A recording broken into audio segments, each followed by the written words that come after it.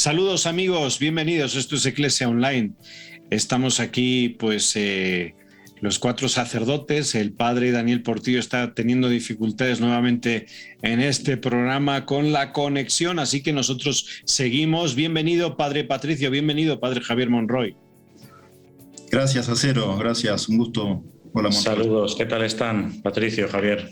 Bien, bien. Muy bien, gracias a Dios. Pues ya saben que la Iglesia nos da siempre noticias, nos da sorpresas, y hace pues ya algunos domingos el Papa Francisco, con esa actitud tan espontánea y tan natural, nos dijo pues que va a haber nuevos cardenales en la Iglesia. Y resulta que los nuevos cardenales de la Iglesia son más internacionales, son de iglesias de la periferia. Algunos, como Gianfranco... Padre Guirnalda. Ese, muy bien. Sí. Guirnalda, fue profesor de Derecho Canónico en la Universidad Gregoriana, jesuita. Bueno, él está ahí en Italia y ha estado todo el tiempo en la academia, dando clases, ¿no? Enseñando, y ahora asesorando un poco al Papa y ahí en el Vaticano. Pues él es uno de ellos y bueno, pues también hay otros cardenales de otros lugares que, pues yo creo que con esto, no sé qué opinen ustedes, Patricio, Javier, nos quiere dar un mensaje el Papa, porque no es la primera vez que va nombrando a cardenales, que son los que pues dan la vida por el Papa, por eso el color rojo, pues los nombra de lugares muy desconocidos y de lugares de realmente misión. El de Mongolia, por ejemplo, un italiano, pues con 47, 48 años, y ahí está, le ha nombrado cardenal porque está en un lugar de misión, que ni sabíamos que ahí había un obispo. ¿Qué opinan ustedes? Pues, ¿qué tal? ¿Cómo están? Empiezo yo, Patricio, sí. Primero la sabiduría. Ay, no, qué va. Miren, yo creo que claramente, ¿no? El Papa no solo está dando un mensaje, sino que lo está llevando a cabo. Está queriendo que todo el grupo cardenalicio, todo el colegio, sea realmente católico. O sea, lo que significa la palabra universal, y que represente a toda la Iglesia. Los criterios que está utilizando seguramente no son los que han utilizado papas anteriores, ¿no? Pues cada uno también sigue un poquito su propia idiosincrasia, su propia manera de querer hacer caminar a la Iglesia. Y son los que directamente le aconsejan a él, y él pone como consejeros directamente a gente muy variada que represente todos los ámbitos. O sea, que él está dispuesto a escuchar a todos los confines de la Iglesia, ¿no? Como el que ha nombrado ahora de Mongolia, joven, con una población católica pues mínima, vamos a decir, ¿no? Pues es que es esencial que el Papa escuche esas periferias. No digo que sea una periferia, pero es una minoría que es esencial para la Iglesia. Entonces yo creo que está universalizando en una línea, que es la línea que él quiere para la Iglesia y que nos está invitando a todos a vivir, de fijarnos en la misión, en la evangelización, en la pastoral auténtica de corazón del tú a tú, y en las periferias, ¿no? En los pobres, en... ¿Cuántos cardenales no hay ya que son pues de pequeñitas diócesis o de zonas de montaña, ¿no? Como de Panamá, ¿no? ¿Cómo se llama el de Panamá? De Luis Lacunza. Lacunza, por ejemplo, ¿no? Pues no está en una gran capital, ¿vale? Pero eso lo hemos vivido, que no hay por qué ser obispo de una gran capital para ser una persona importante, para decirle al Papa y aconsejarle al Papa sobre ciertos temas. Yo creo que está siendo consecuente con lo que él nos está diciendo constantemente de lo que quiere que sea la Iglesia. Sí, y estas actitudes, Javier, del Papa, los criterios, ¿no?, que decías que quizás son distintos a otros papas, está tirando abajo, gracias a Dios, ¿no? Me parece con ciertas lógicas que estaban muy vinculadas al poder, a los privilegios. Por ejemplo, antes, aquellos que eran nombrados obispos de ciertas ciudades, se sabía que iban a terminar siendo cardenales. Por ejemplo, la diócesis de Filadelfia históricamente siempre tenía cardenales, y eso el Papa lo ha cambiado. Y me parece que tiene que ver con una búsqueda que hay en Francisco de terminar contra las lógicas carreristas en la Iglesia. Aquellos que quieren hacer carrera, que en definitiva lo que están buscando es poder, una mentalidad principesca, ¿no? ¿Cuántas veces nos hemos acostumbrado a los cardenales príncipes de la Iglesia? Con esas grandes capas y esos grandes anillos y sus grandes autos y sus grandes departamentos. ¿Y eso qué tiene que ver con el Evangelio? ¿Qué tiene que ver con Jesús? ¿Qué tiene que ver con aquel que no tenía dónde reclinar su cabeza, ¿no es cierto? Que era un itinerante, que vivía en la pobreza, aquel que iba a las periferias. Me parece que en definitiva, y que esto toca un tema que es problemático en la Iglesia, que es el tema del poder. Yo creo que tenemos un problema muy grande con el poder, porque en definitiva hay muchos que buscan eso, buscan poder, buscan privilegios, buscan estatus, buscan dinero, buscan vestirse con grandes ornamentos, buscan vivir de las apariencias, y Francisco está buscando cardenales que sean testigos, que vivan el Evangelio, que sean verdaderos apóstoles. Y me parece muy pertinente y muy evangélico también que busque en los márgenes, en las periferias. Bueno, creo que ahí hay cosas como para analizar, ¿no? Hasta diría a nivel teológico y eclesiológico, que quizás ahora en el diálogo puedan ir surgiendo. Fíjate que el Papa ha nombrado pues, a cardenales de lugares donde la Iglesia pues, está creciendo, como Brasil, Manaos, ¿sí? Y también en India, pero también donde los cristianos son minoría, ¿no? Lo he dicho antes, Mongolia, Singapur, Ghana.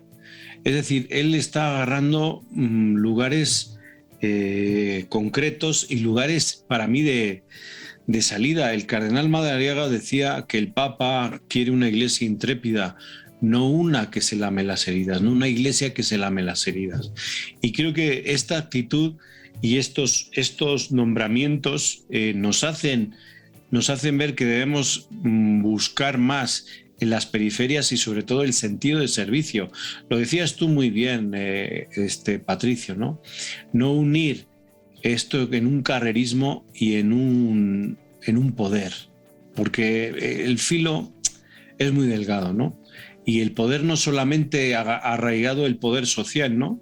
Sino más bien el poder sobre las personas. A mí me preocupa mucho todo esto que está surgiendo sobre el poder de las conciencias y el poder en el sentido espiritual. Estos nombramientos pues vienen también a ver que la Iglesia es universal, como decíamos antes, católico es universal, y que bueno, pues al final son 13 países los que han nombrado los 21 de 13 países y de todos los continentes, ¿no? Hay 2 nuevos africanos, hay también, como hemos dicho, 2 de Brasil, el obispo de San Diego, que creo que ha sido para mí uno de los grandes aciertos. Son obispos que tienen que romper, y por supuesto el de Mongolia, gente joven, ¿no? Vemos también en los cónclaves y en los consistorios ya gente mayor, y no es que tengamos nada contra la gente mayor, porque creo que se tiene que combinar, ¿no? La experiencia y la creatividad. Vemos también, y creo que la lectura es muy buena, el eurocentrismo en la Iglesia pues se está agotando. No sé qué opinas, Javier, desde Roma. A ver, claramente el eurocentrismo ya no existe. No es ni en número de creyentes, ni en la importancia de cómo llevar adelante las dinámicas de crecimiento espiritual dentro de la Iglesia y de evangelización. La misma sinodalidad en la que ahora estamos todos metidos no es un tema que venga, vamos a decir, de la Iglesia europea. Todo este tema viene de un mundo mucho más americano, por ejemplo, ¿no? Claramente. Entonces, las dinámicas que mueven ahora la Iglesia no son la europea. Bueno, eso por un lado.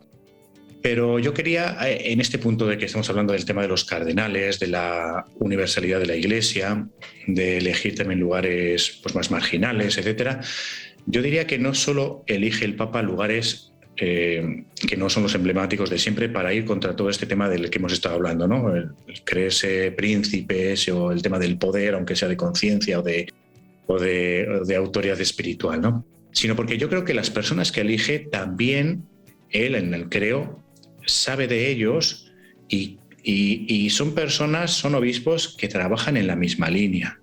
Por lo tanto, creo que estas personas seguramente están bien elegidas no solo porque estén en un lugar que nunca a nadie ha sido cardenal, sino porque estas personas realmente están viviendo en esta línea y el Papa los elige para que le aconsejen como cardenales, ¿no? Para que le ayuden a vivir en esa misma línea.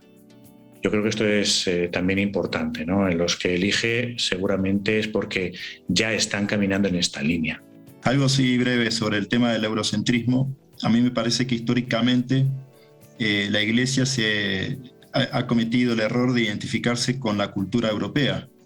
Y me parece que eso es un gran error, porque la Iglesia Católica no se tiene que identificar con ninguna cultura en particular. Y desde estas lógicas de identificación, por ejemplo, se han dado barbaridades, ¿no? Porque, claro, se ha concebido que la Iglesia se identifica con una cultura en particular, en este caso la europea, y desde Europa se ha querido imponer un modo de creer y un modo de celebrar. Y eso es profundamente anti-evangélico, porque la Iglesia Católica, primero que Dios se revela en todas las culturas. Creer que Dios se revela solo en la cultura europea es una herejía monumental.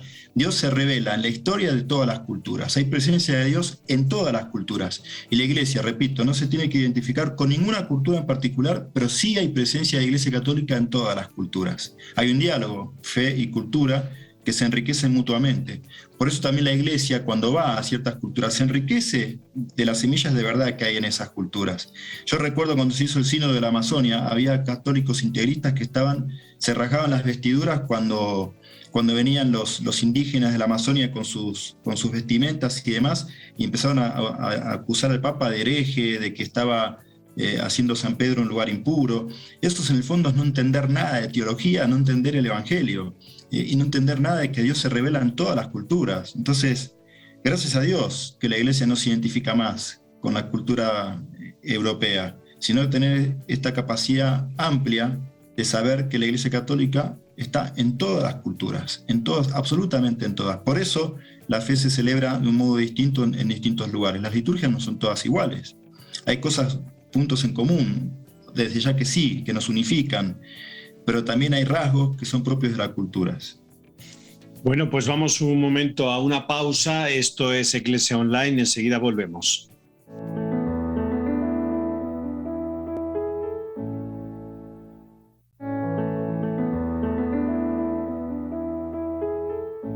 Pues seguimos aquí, esto es Iglesia Online, estamos hablando de la internacionalización de la Iglesia a través de estos nuevos nombramientos que hace el Papa Francisco de una manera natural, en un Ángelus.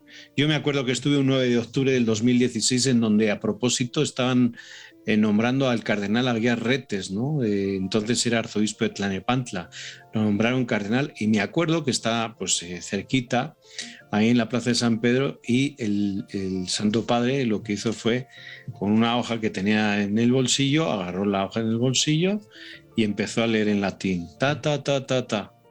Y todos los que estaban alrededor, que estaban delante de nosotros, arzobispos y cardenales, como mirándose así, pero ahí va, ¿y qué está pasando, no? Y me imagino que esto es como para evitar chismes y cosas y que sea él el que lo nombra, ¿no? El propio Papa, y no que haya siempre adelantados, esos sabios adelantados que lo único que hacen es estropear y dividir. Pues al final él lo hace de esta manera, controlando cualquier tipo de especulación y chismerío. La internacionalización en la Iglesia creo que es uno de los logros que ha tenido el Papa Francisco dentro de tantas reformas. Daniel Verdú, que es corresponsal del diario El País español en el Vaticano, dice que el Papa Francisco es el Papa de la reforma de las reformas, y me parece muy lógico este título que él mismo le da, porque sí está haciendo una reforma sobre reformas. Yo no sé cómo se ven todas estas reformas en Roma, Javier Monroyo, ¿cómo las ves tú desde Centroamérica, Patricio? Pues bueno, no es que por estar en Roma se vea distinto, por estar en Centroamérica se vea distinto. Yo creo que no es el lugar, ¿no?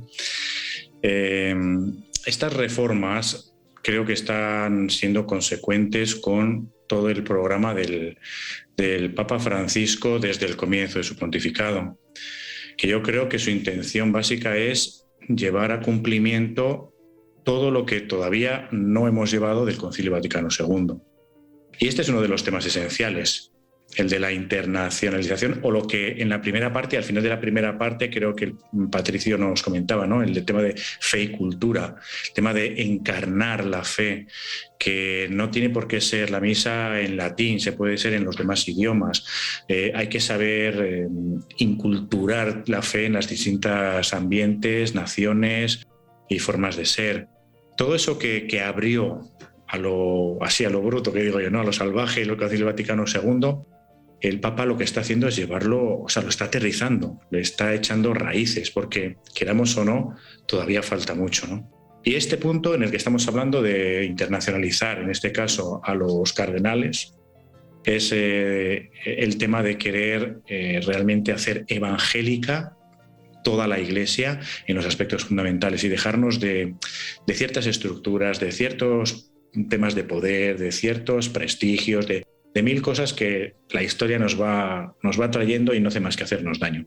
Creo que el Papa ha ido radicalmente a por esto. Y yo creo que se trata de encarnar y llevar hasta sus últimas consecuencias el Concilio Vaticano II. Sí, y también me parece, retomando algo que estábamos hablando antes, ¿no? El tema de los márgenes, porque bueno, el Papa, al elegir estos cardenales de distintos puntos del mundo, desde los márgenes podríamos decir, o las periferias, ¿no? Como también suele utilizar el lenguaje Francisco, las periferias existenciales, etc., creo que también responde a un fundamento teológico, ¿no? Porque nosotros creemos en un Dios que se revela especialmente en los márgenes. No solamente Dios que se revela en los márgenes de la historia, porque digo, ya el acontecimiento del nacimiento de Jesús es un acontecimiento marginal, ¿no es cierto? Este relato del nacimiento en un pesebre, el tener que irse escapando a Egipto, viviendo en un pueblo marginal como era Nazaret, no en un centro de poder, ya nos habla de que el acontecimiento culmen de la revelación se da en un margen. Entonces lo marginal es teológico, no es solamente una cuestión política o estrategia eclesial, ¿no? Por otro lado, el Jesús de la historia también predicaba en los márgenes. Jesús predicaba en los márgenes y se acercaba especialmente a aquellos que estaban marginados, que estaban más allá de los márgenes. Esto me parece también muy interesante, ¿no? Para aquellos que les hace ruido en la palabra marginal, ¿no? Por eso me parece que tiene que ver también con una cuestión, repito, que es teológica, que es fundamental para nuestra fe. Y en cuanto a lo que yo estaba diciendo antes de las culturas, la diversidad de las culturas y demás, tenemos que darnos cuenta que ya también las escrituras, el Nuevo Testamento, los 4 evangelios son diversos. Y cada uno de estos evangelios tienen teologías distintas, no hay una uniformidad, no hay una sola teología. La teología de Pablo es distinta a la de Juan, es distinta a la de Marcos. Bueno, hay diversidad.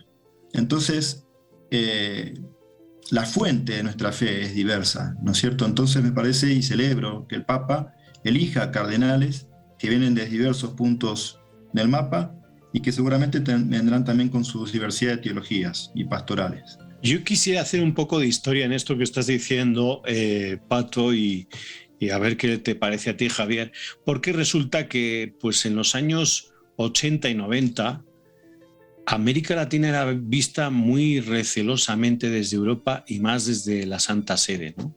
Había que tener cuidado en el nombramiento de sus obispos, había que tener cuidado también en la formación del sacerdocio y de la vida consagrada. Y pues este miramiento de los 80-90 hacia América Latina resulta que se vuelve la tortilla que decimos y se revierte y dicen no. Si es que, pues fíjense que los documentos que ha sacado el Consejo Episcopal Latinoamericano, el CELAM, que no es conferencia, sino es consejo, pues resulta que son unos documentos que dan vida a la Iglesia. Y el último, el de Aparecida, nos habla de una conversión personal, de una conversión comunitaria, de una conversión pastoral, y resulta que el Papa es el que elabora todo la artimaña de este que cuesta mucho porque esto viene desde la base, se escuchó a la base en Aparecida y de ahí salió este documento.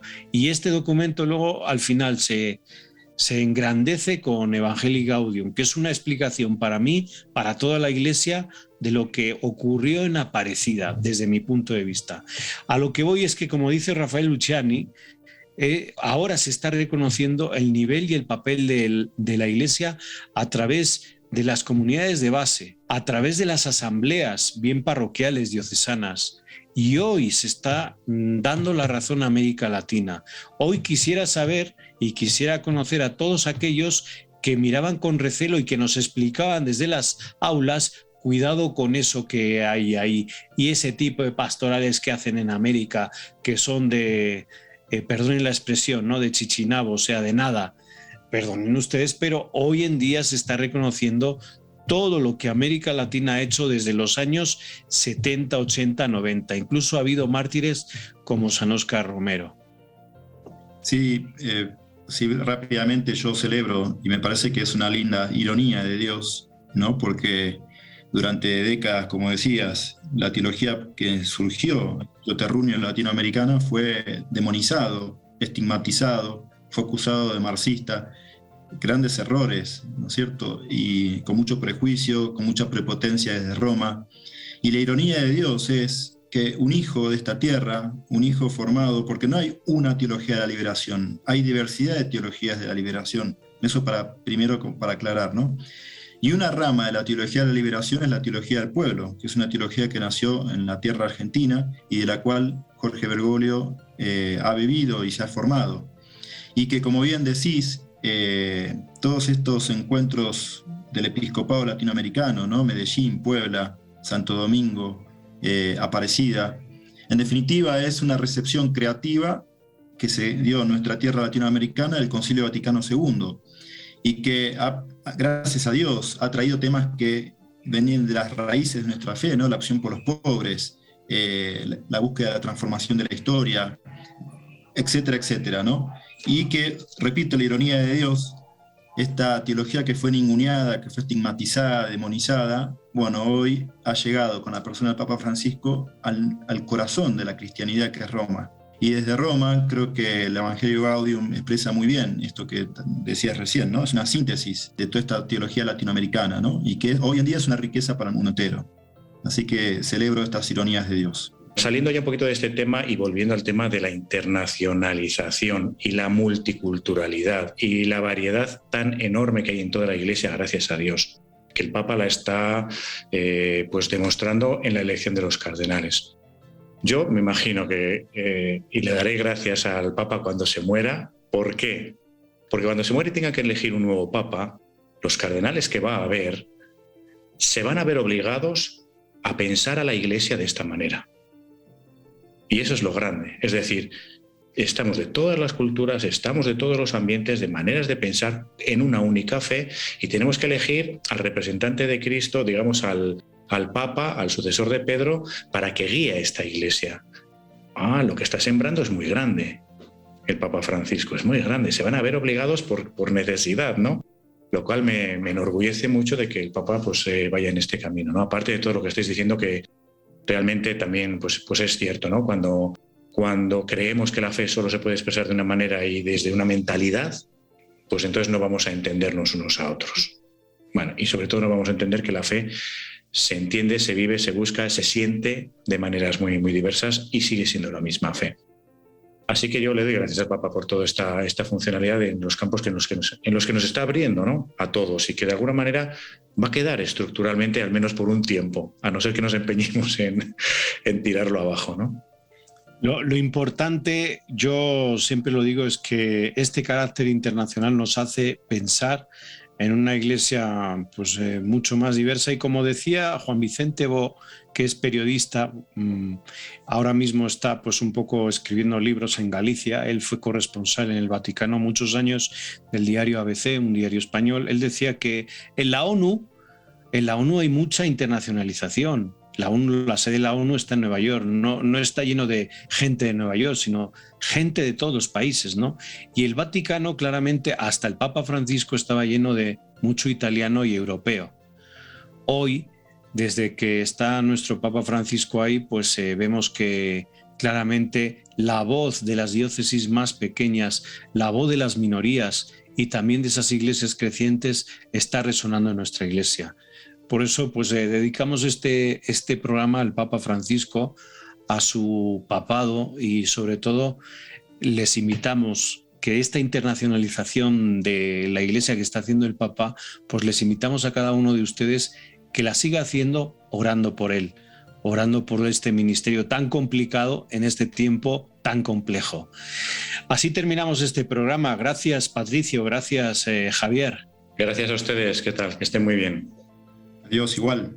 Pues que Dios les bendiga y no se nos olvide a rezar por el Papa Francisco. Hasta la próxima.